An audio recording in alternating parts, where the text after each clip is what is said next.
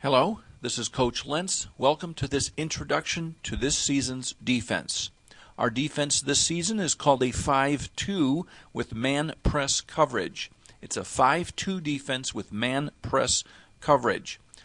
This version of the 5-2 was published by Steve Kalande, and you can read more about it at CoachKalande.com. He is the head coach at Booths Bay High School in Maine. He did a lot of research on the Bear 46, looking at Rex Ryan's DVD series, several other defenses that he combined into one youth and high school defense.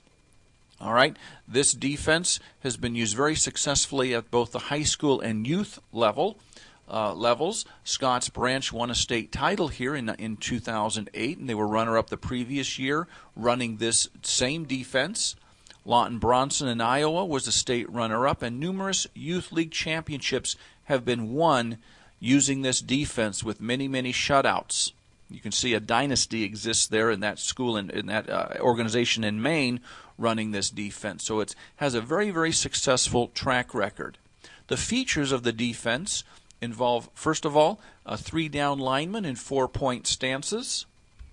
4-point stances. We have a nose guard and 2 guards. Their responsibility is not just to simply rush in and try and blow the play up. Rather, these players have very specific responsibilities pertaining to the guard and center. They have to read those players, what they're doing, and pursue the play accordingly, and we will teach the players specifically how to do this. All right, so there will be a bit of coaching going on with regards to these 3-down linemen. Next, we have 2 defensive ends lined up on air outside of the men on the line of scrimmage. Their job is to contain and destroy. They basically rush in 2 steps, angled toward the quarterback, expecting the pass, and then adjust to the run. And their goal is to contain the play, contain the running play for the linebackers to come in and pursue. Okay?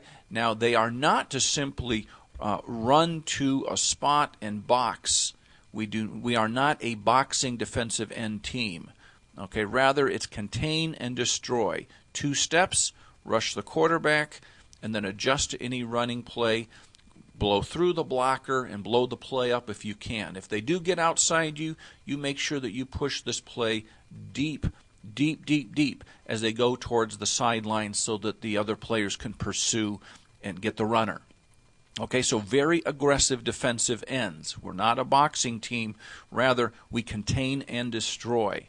We are not just trading our defensive ends a blocker for a blocker. Okay, we want to do more than that. Okay, next we have, let's see here. There we go. Next we have 2 cornerbacks playing bump and run coverage on the man closest to the sideline. They mirror the depth so that if a wide receiver is on the line of scrimmage, our man is lined up just inside of him playing bump and run. We want to give that guy a good push as he goes on his pass route, and we want to mess up the timing of the quarterback. All right, if the receiver is off the line of scrimmage, our man will be off the line of scrimmage. In both cases, though, we are going to deny the inside release. We do not want these guys running slant plays without a lot of pushing coming from our players. So there will be no unimpeded slant patterns run against our football team. All right, next, we have a Sam linebacker here. Sam linebacker, that's the strong side linebacker. He will always be lined up just inside or shading the inside of the tight end. The tight end. And so he has to find the strong side of the field, line up shading the inside part of that tight end, and he is going to play bump and run coverage on that tight end or adjust to the running play if the tight end tries to block him. Okay, next we have 2 linebackers, Mike and Will. Mike is always lined up over here just on the same side as Sam. Mike and Sam are cousins in that regard. Mike and Will line up opposite the tackles. The tackles on the offense, they're going to line up straight in front of them. Their job is to key the backfield players. And whichever way they move with them. If this man moves out, he's moving out. If this man comes to the line of scrimmage, he meets him at the line of scrimmage. Okay? And so a lot of specific technique and drill work for the linebackers, but their job is to pursue the ball by keying the backfield players. Next, we have a free backer, or Fred. Some people would call him a safety.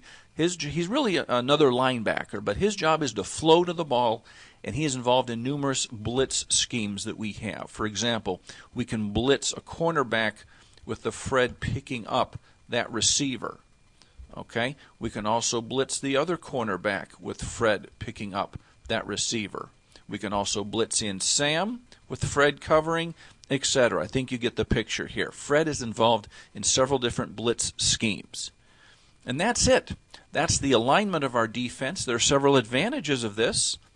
First, this is a multiple stunt defense, which is more difficult to detect by the offense and adjust for versus simply a multiple front type defense where you're always appearing different on every play. We're going to appear the same way to an offense. It's just that we are going to at various times blitz different people. Different players will be blitzing at any given time. All right? And we can also run some line stunts, for example, as a way, and we can blitz the linebackers with the Fred picking up the responsibility. So it's a multiple stunt defense, more difficult to pick up on the part of the offense. That's one advantage. Another thing is that this defense will flex with the offense. It covers men and not land. We're not covering real estate here. We're not in a zone type defense. We're not covering real estate. We're covering men. That means that it will flex with the offense. When the offense lines up in a bunched double wing formation, okay, the defense will then scrunch up with it. And here you can count, I think, 9 players in the box right here? 9 players in the box, as they call it. 9 players real tight, corresponding to their very tight formation. Okay?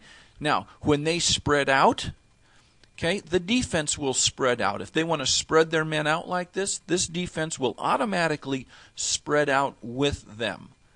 Okay, here you can see just 4 players in the box, okay, as opposed to 9 in the previous offense. So there you have it. The big advantage is that we flex with the offense. Finally, man coverage. We are lined up in man coverage. That means that our defenders have a man to cover. Okay? Our defenders have a specific man to cover, and everyone is accounted for this way. Everyone is accounted for, and so that when they run a passing play, we will be right with them. We will not have pass receivers against us being uncovered. Okay, there will be no confusion. In my experience at the youth level, when big pass plays have occurred against us, it's because there's been confusion on the part of the defender, mostly with regards to a zone-type defense. They didn't know they were supposed to cover that guy that just caught that big pass. Well, this defense eliminates that. Everyone will know exactly who they're responsible for on all passing plays. There will be no question. Let's look at a disadvantage of this defense. It's important to know fade and out passes. We have a disadvantage here in that we are giving up the out pass. If they were to run a quick out pass like this, the quarterback could get it over to him because our guy's a little bit out of position there. Well, you know what? These fade and out passes are the most difficult in youth football to execute. And so if they can execute it, all the power to them. They're going to have to do it all day, though, against us because we're not going to give them anything else. So that is one disadvantage that we're willing to allow. And we're going to coach against it. We're going to work hard against that type of a play. However, there's also a coaching challenge that coaches must teach several different techniques and responsibilities with this defense. Okay? Everyone has their own set of responsibilities and techniques. That becomes kind of problematic. You have the tackle, nose, and tackle, the defensive line, with their own separate responsibilities and techniques. The defensive ends are in a whole different world of responsibility. The cornerbacks are in pass coverage mode, and the linebackers have their own set of drills. This means that we need really 4 coaches who are dedicated to just these positions, and working with these players to make them very, very good at what they do. But when it all comes together, when all four parts are working really well, we come together, it is going to be a rock-solid defense. I'm looking very much forward to working with you.